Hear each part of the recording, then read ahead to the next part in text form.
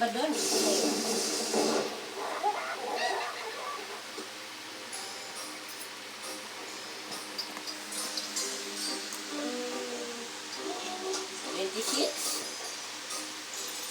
Wala siyang trabaho eh. Ano naman mga diamonds ko? Hindi ko kasi natin.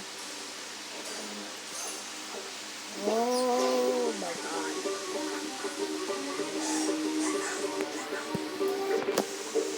Isa ka lang Nga nang makapagpahinga rin si Rosemary. Kaya yun. Pukay na dyan. In-order ata yun kasi may mga donut man yun. Baka inanuhan din siya ng nanay niya. Ay, tatay niya. May pension tatay niya.